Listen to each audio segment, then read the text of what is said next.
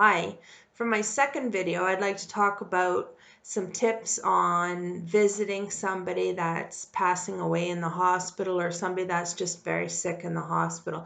I'd like to give you a few tips on, nice ways of doing that. First, I'd like to tell you my favorite funny family story. So I had a patient when I was a nurse and worked in ICU. I had a patient in his 70s and his wife and daughter were visiting. Everybody was quiet and we were all standing around the bed, and the bed was nice and high and he was all perfectly covered. His daughter said, "How long will my dad be incubated for?" Well, I started to laugh. Being an NICU nurse at the beginning of my career, I said, "Well, until he can drink his milk and breathe at the same time." The wife got it right away and she burst into laughter. I was giggling and the daughter was, what's going on? And I said, "It's intubated, not incubated." So the intubated tube goes down your throat, the incubator warms you. So we got a good laugh out of that, and I promise them that'll always be my favorite family story. So families coming to visit. You get a phone call and you're told that someone is going to die that you love, and today's probably going to be the day. So you rush into the hospital, and when you first get there, you're going to run into some family members that are already there. There's probably going to be Tim Hortons everywhere. Everybody's standing around visiting, outside the unit. And so then you go in the room and there's the patient, bed elevated, their head still at 90 degrees like it's supposed to be, and the rails are all up, and everybody's standing there staring at the patient. You're watching her breathe, you're watching her hand, you're looking at her feet, and if the patient's on a monitor, if they're in any type of an ICU, then you're staring at the monitor, watching her breathe, staring at the monitor, watching her breathe, wondering when it's going to happen. Is it happening now? Did it just happen? What's going on here? So I have a few tips for you. In my 15 years when I was a nurse, I discovered one thing.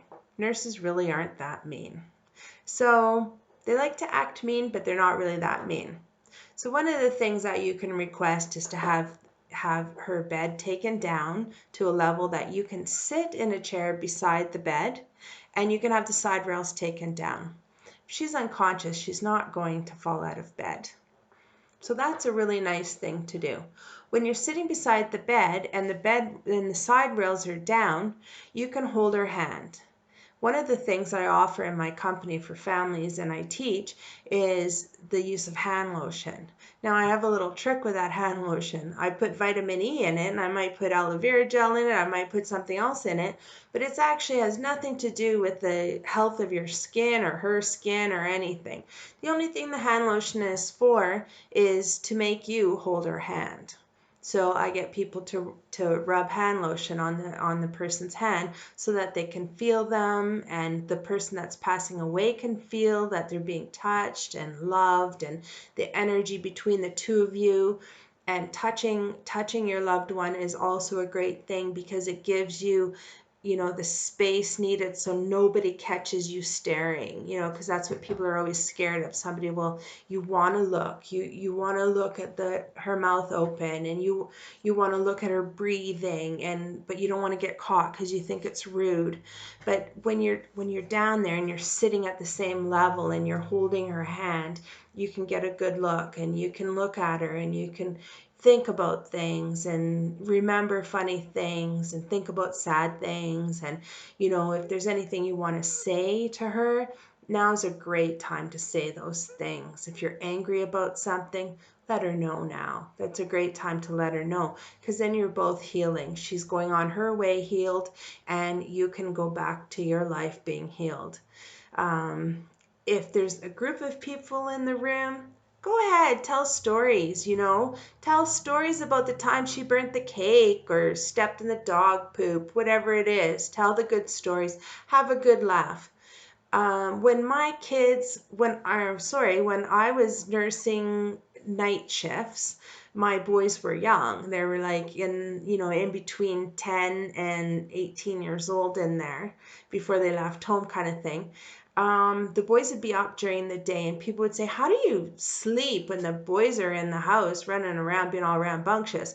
Well, actually, that was the best sleep I ever had. That's why I could work night shifts all the time, because I could get into a nice, deep, deep pattern sleep knowing my kids were safe.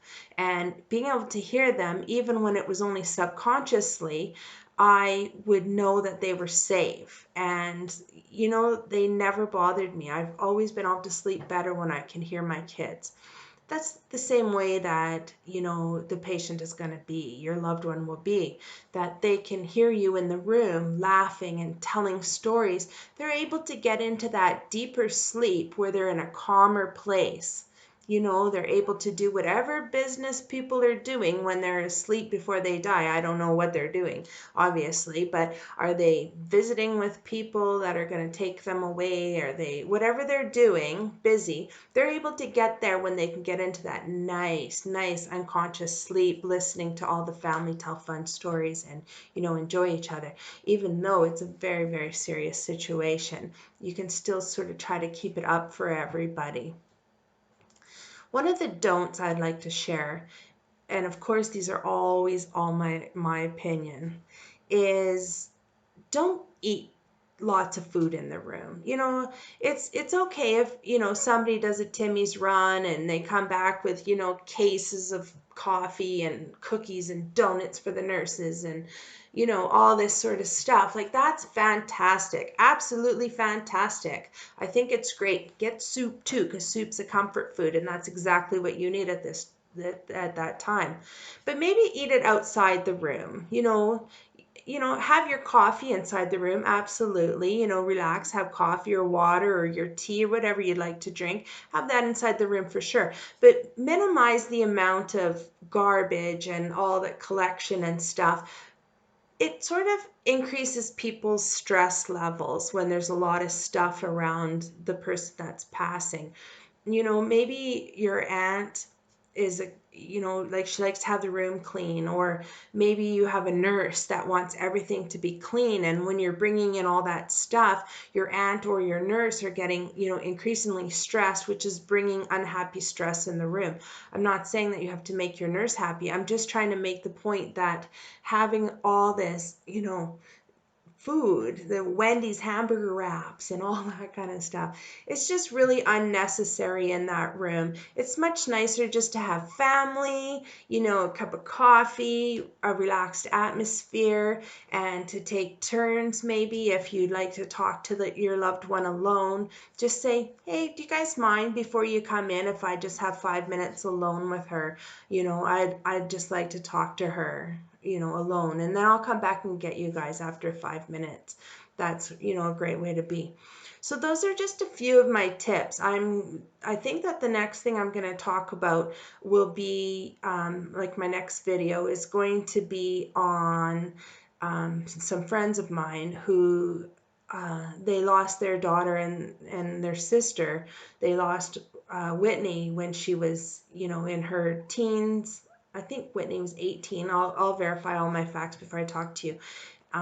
They lost Whitney in a scuba diving accident, and they did some beautiful things. And I'd like to share some of that stuff with you in the next video. All the beautiful memories of Whitney and some great things in such a sad situation. So until that video, take care, and you know where to find me. You can give me a call. You can stop by the shop on the business hours listed, and it's always free consultation. So give me a call. Take care. We'll talk to you soon.